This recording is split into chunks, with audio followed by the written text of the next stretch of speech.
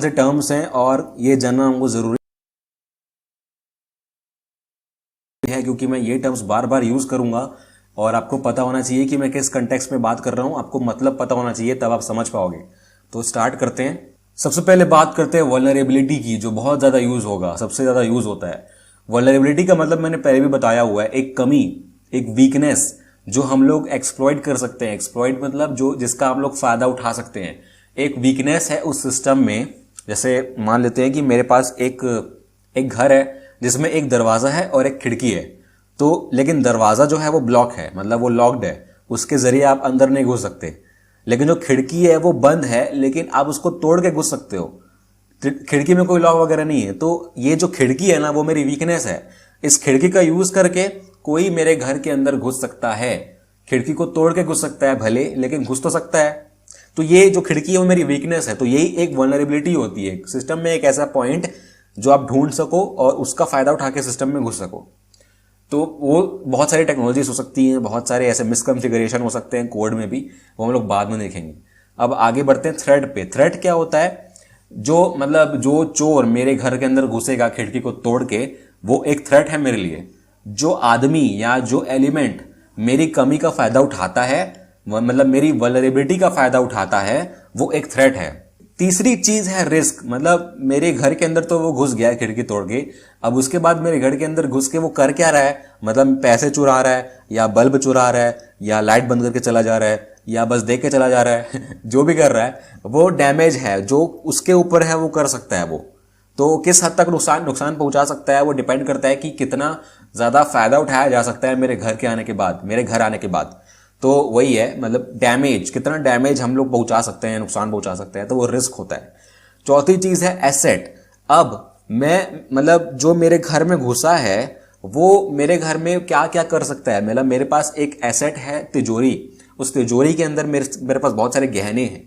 तो जो मेरे गहने हैं वो मेरा एसेट है, मतलब मैंने उसको ओन किया हुआ है। अब घर में घुसेगा तो मोस्ट कॉमनली तो उसको गहने चाहिए ना, मतलब उसको उससे बेनिफिट होगा, तो बेनिफिट के लिए घुस रहा है, तो वो मतलब मोस्ट कॉमनली वहीं जाएगा, मेरे गहनों के पास जाएगा, उसको चुराने की कोशिश करेगा।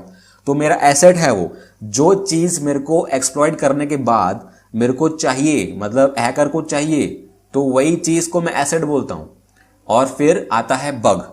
बग मतलब एक एरर, फॉल्ट या फ्लॉ कंप्यूटर प्रोग्राम में जो अनएक्सपेक्टेड होता है, मतलब जो एक ऐसा बिहेवियर करता है जो अनएक्सपेक्टेड है, जो हमने पहले तय नहीं किया हुआ है, मतलब अपने हिसाब से नहीं चल रहा है प्रोग्राम।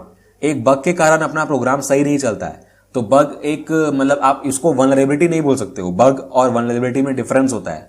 बग का मतलब ये कि हमारा प्रोग्राम सही नहीं चल रहा है, लेकिन इसका मतलब ये नहीं कि वो कमी है।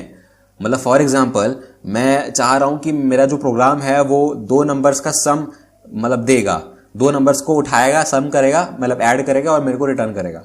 लेकिन मैं क्या कर रहा हूं, मेरे प्रोग्राम में कुछ गलत कर दिया मैंने, दो नंबर्स का डिफरेंस निकल रहा है, मतलब 2 नंबर्स को माइनस कर दे रहा है, जबकि करना उसको था प्लस। तो इस केस में ये कोई वल्नरेबिलिटी नहीं है यार, इस केस में कोई कमी नहीं है ये, मतलब मेरे प्रोग्राम को कुछ और करना था, वो कर कुछ और रहा है, तो वो बग है। लेकिन लेकिन अब प्लस करे या माइनस करे बात तो वही है, उसको हम लोग कमी नहीं बोल सकते। तो ये बग है, ये कुछ मतलब प्रोग्राम में हम लोग ऐसा कुछ किया नहीं है, लेकिन वो ऐसा हो रहा है, तो इसलिए हमने कुछ गड़बड़ की है वहां पे। तो ये कुछ इंपॉर्टेंट टर्म्स थे, और इन टर्म्स को समझने के लिए मेरे पास एक डायग्राम है सिंपल सा। यहां पर आप समझ सकते हो बहुत सारे टर्म्स की। सबसे पहले जो सबसे ऊपर है आदमी, वो एसेट है। जो मेरे गहने हैं वो ये आदमी है मान लेते हैं हम लोग। जो दूसरों को मतलब पैसा चुराना है तो उसके लिए मेरा एसेट है ये, मेरे पास पैसे हैं बहुत सारे, तो जो दूसरों को चाहिए, जो हैकर्स को चाहिए, वो मेरा एसेट है। ठीक है। अब वल्नरेबिलिटी क्या है? ये बैलेंस करना। अगर मैंने बैलेंस छोड़ दिया, यहां पर ये क्या है, रॉड है कि रस्सी है, मेरे को नहीं समझ में आ रहा है। सिर्फ समझने के पॉइंट ऑफ व्यू से समझो इसको कि मेरा बैलेंस जो है, अगर मैं बैलेंस बनाता हूं तो ही मैं पार कर पाऊंगा। अगर बैलेंस नहीं बनता है तो वो एक कमी है यहाँ पे। और ये जो रॉड है वो टेढ़ी है, मतलब इसका बैलेंस नहीं है, तो यही एक कमी है कि बैलेंस नहीं है। अगर नहीं होगा तो मैं गिर सकता हूँ नीचे, तो ये कमी है। और नीचे जो हैं आप, ये क्रोकोडाइल्स, जो मगरमच्छ हैं, ये हैकर्स हैं। हैकर्स मतलब थ्रेट है ये, जो मेरा नुकसान पहुंचा सकते हैं। तो अब इम्पैक्ट की बात करें तो इम्पैक्ट क्या होगा यहाँ पे? इम्पैक्ट मतलब अगर मैंने किसी कमी को एक्सप्लॉइट किया है और मैं सिस्टम में घुस गया, तो मैं उसके बाद क्या क्या कर सकता हूँ। और उसके बाद ये जो एसेट है, ये एसेट मैन, इस डायग्राम की बात करें तो क्रोकोडाइल मैन को खा लेगा। अगर मेरे केस में बात करें तो मेरे गहने चुरा ले जाएगा वो।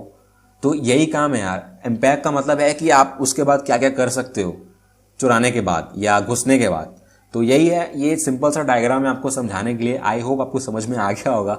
मैंने शायद आपको कंफ्यूज कर दिया, लेकिन ठीक है यार, फिर भी आप देख के समझ सकते हो। अगर आपको नहीं आया तो आप रिवाइंड करके फिर से पढ़ सकते हो। अब बात करते हैं हैकर कौन होता है। वो तो मैंने बता दिया यार कि गेन एक्सेस विथ और विदाउट मैलिशियस इंटेंट। हमेशा मैलिशियस नहीं होता है, हमेशा गलत नहीं होता है ना।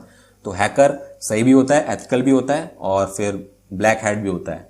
लेकिन जो क्रैकर है, ये नया टर्म है, मैंने यहाँ पर अभी बताया है। क्रैकर का मतलब क्या? क्रैकर का मतलब ये नहीं है कि वो कोई बिस्किट है या कोई और भी मतलब होता है ना क्रैकर का, कि एक हैकर है जो पासवर्ड क्रैक कर रहा है। क्रैकर का मतलब पासवर्ड क्रैक करने वाला नहीं है, वो हैकर ही है, लेकिन वो हमेशा मैलिशियस होता है। ये टर्म हम लोग तभी यूज करते हैं जब हम लोग बुरी चीज के बारे में बात कर रहे हैं। तो आप ब्लैक हैट बोल सकते हो इसको, या आप ग्रे हैट भी बोल सकते हो, लेकिन व्हाइट हैट तो कतई नहीं है। ये एथिकल हैकर में गिनती नहीं होती इनकी। तो क्रैकर हमेशा गलत होता है, ये हमेशा नुकसान पहुंचाता है। और अब थोड़े प्रोफेशनल टर्म्स की बात करते हैं यार। ये सब तो सारे बच्चों वाले हो गए। इन्फोसेक मतलब क्या होता है? इन्फोसेक का जो मतलब है, ये बहुत सारे लोग अलग अलग चीज बताते हैं, उसको अलग अलग तरीके से एक्सपैंड करते हैं। इन्फोसेक का मतलब, इसका अगर फुल फॉर्म देखें तो इंफॉर्मेशन सिक्योरिटी। इंफॉर्मेशन सिक्योरिटी को छोटा करके इन्फोसेक बोला जाता है, तो शॉर्ट फॉर्म में इन्फोसेक। अब इंफॉर्मेशन सिक्योरिटी को लोग साइबर सिक्योरिटी भी बोलते हैं और डेटा सिक्योरिटी भी बोलते हैं, लेकिन हमने जाना था कि इसमें डिफरेंस होता है। तो अब आपके सामने कोई ये सारे टर्म्स यूज करेगा तो आप इनमें डिफरेंस बता सकते हैं। अब पेनिट्रेशन टेस्टिंग क्या होता है, इसकी हम लोग बात करें तो सिक्योरिटी लूप होल्स को टेस्ट करना और उनको रिपोर्ट करना उस कंपनी को जिसको आप टेस्ट कर रहे हो। तो आप लूप होल्स निकालते हो, कमियां निकालते हो और टेस्ट करके रिपोर्ट करते हो। मतलब प्रॉपर एक डॉक्यूमेंट होता है जिसमें आप पूरी चीजें बताते हो कि मैंने क्या ढूंढा, कैसे ढूंढा और कैसे फिक्स करें। और एक और टर्म आता है वल्नरेबिलिटी असेसमेंट। इसमें भी आप वही चीज करते हो यार, आप इसमें भी लूप होल्स ढूंढते हो और इसमें बताते भी हो कि कैसे फिक्स किया जाए। लेकिन जो लोग हैं ना, वो पेनिट्रेशन टेस्टिंग और वल्नरेबिलिटी असेसमेंट को बहुत ही एक दूसरे की जगह यूज करते हैं। मतलब दोनों को कभी भी यूज कर लेते हैं, लेकिन दोनों अलग हैं यार। मतलब जो हम लोग VAPT बोलते हैं ना, एक पोस्ट होती है VAPT, दोनों को मिला के एक पोस्ट है VAPT। तो उसको जब हम लोग बोल रहे हैं कि VAPT है, हम लोग सिर्फ VA बोल सकते थे, हम लोग सिर्फ PT बोल सकते थे, तो दोनों की बोल रहे हैं। जाहिर सी बात है, दोनों अलग अलग हैं, इसलिए हम लोग दोनों बोल रहे हैं। तो VAPT का मतलब क्या होता है? पहले हमने VA बोला, फिर हमने PT बोला।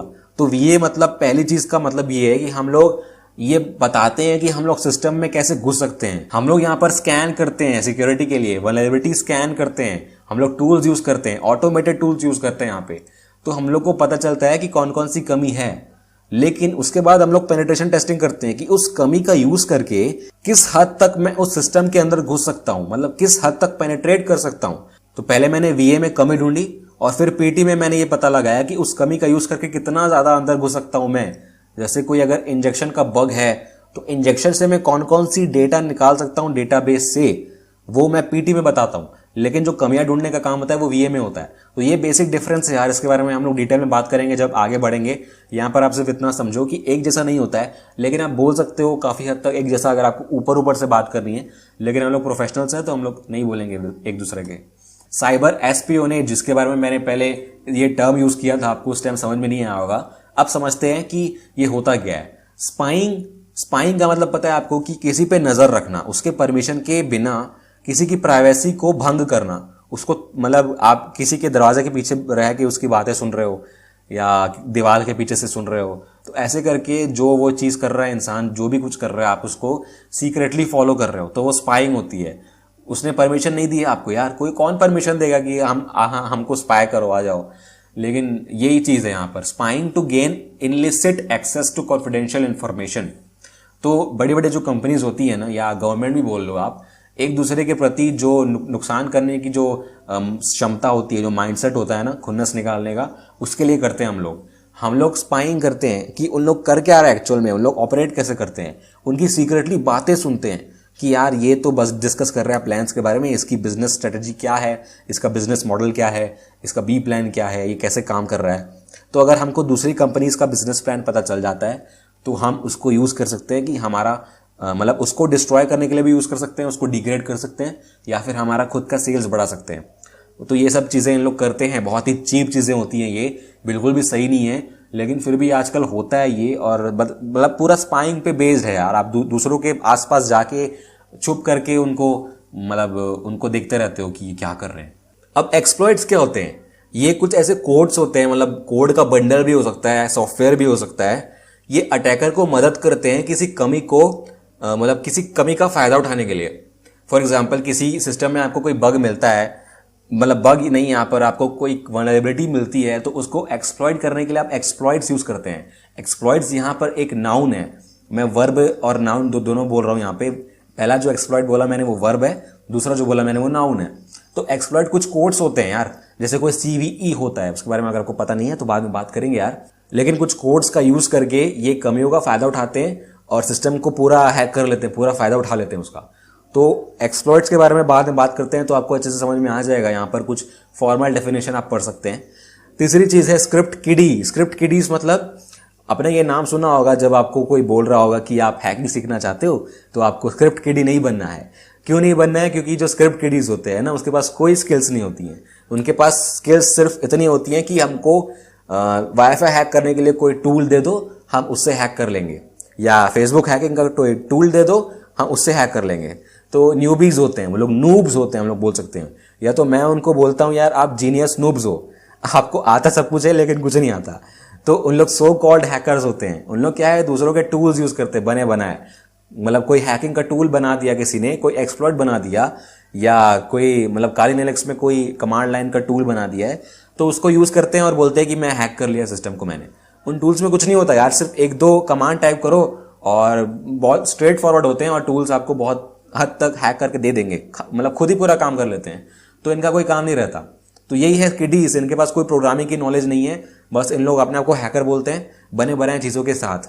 अब एक टर्म आता है 0 डे। ये एक ऐसी वल्नरेबिलिटी है जो अभी तक उस कंपनी के ओनर या उस सॉफ्टवेयर के ओनर को पता नहीं है, किसी भी प्रोफेशनल को पता नहीं है, सिर्फ उस हैकर को पता है जिसने उसको ढूंढा है और बाद में उसका यूज कर सकता है किसी बुरी चीज को करने के लिए। जैसे आपने सुना होगा कि व्हाट्सएप का 0 डे बग निकलता है, या फेसबुक का कोई 0 डे बग निकला है। तो 0 डे मतलब क्या, ये आपको पता नहीं है, किसी को भी पता नहीं है, ये सिर्फ हैकर को पता है। अगर सिर्फ हैकर को पता है तो वो उसको एक्सप्लॉइट कर सकता है अपने तरीके से, कि कभी भी एक्सप्लॉइट कर सकता है यार। जब तक किसी और को पता ना चले तब तक वो उसको संभाल के रख सकता है कि मैं बाद में यूज करूंगा इसको। तो उसके 100% चांस रहता है सिस्टम का हैक होने का। अगर कोई 0 डे बग निकलता है तो बड़ी से बड़ी कंपनी भी हैक हो सकती है बिना नोटिस के। अचानक से हमको न्यूज में आएगा कि फेसबुक हैक हो गया, लेकिन ये होने वाला नहीं है। मतलब ऐसी मैं एक एग्जांपल दे रहा हूं कि 0 डे निकलते हैं, किसी को पता नहीं है, हैकर ने ढूंढ लिया है, उसको पता है, अब वो कभी भी उसका फायदा उठा सकता है। तो आज की वीडियो में बस इतना ही। ये सब जो बेसिक टर्म्स हैं हम लोग आगे यूज करेंगे, आगे और काफी सारे टर्म्स हैं, लेकिन आपको ये जानना अभी जरूरी है। तो आगे की वीडियोस के लिए देखते रहिए, सीखते रहिए और गुड बाय।